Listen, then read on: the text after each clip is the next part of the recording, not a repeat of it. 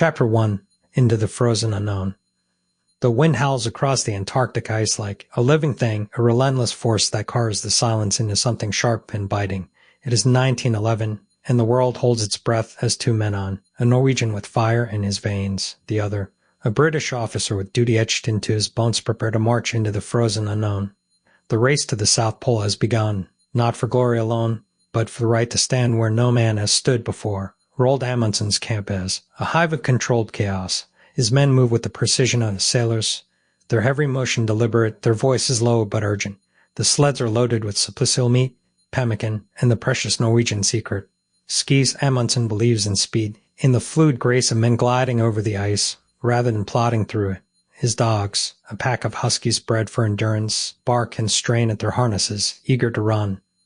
The air smells of wood smoke and wet fur of anticipation. 1,000 miles away, Robert Falcon Scott's expedition is, a study in British resolve. The men stand stiffly in their heavy woolen gear, their breath curling in the frigid air. Scott's plan is deferring trust in manpower, in the brute strength of ponies and the stubborn endurance of his men. The ponies snort and stamp, their breath misting in the cold, their hooves crunching through the snow. The men speak in hushed tones, their voices carrying the weight of history. They know what they are attempting. They know the odds. The ice groans beneath them, a living, shifting thing. The Antarctic is not a place for the faint of heart. It is a continent of extremist temperatures that can freeze a man's eyelids shut, winds that can strip flesh from bone. A silence so profound it feels like a living presence. Yet here they are, these men drawn by something deeper than ambition. Some call it courage.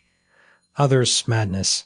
Amundsen's team moves first, their skis cutting through the snow with practiced ease. The dogs pull with a rhythm that is almost musical, their paws kicking up powder that glitters in the pale sunlight. Amundsen leads from the front, his eyes scanning the horizon, his mind calculating distances, speeds, the ever-present threat of crevasses. He knows the ice. He has spent years studying it, learning its moods. But this day is different. This is the heart of the unknown. Scott's men follow later, their ponies struggling against the weight of their loads. The men walk in single file, their breath ragged, their faces already reddening from the cold.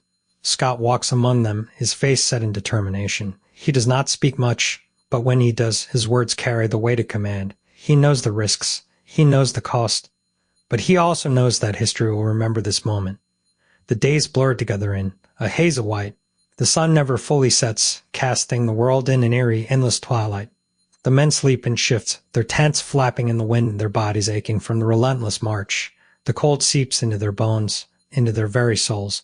But they press on. They must. Amundsen's team is faster, their skis eating up the miles. The dogs are strong, their stamina seemingly endless. But the ice is treacherous. Cracks open without warning, swallowing supplies, testing their resolve. Amundsen's men work as one, their trust in him absolute. They know he will lead them to victory or to their graves. Scott's men struggle.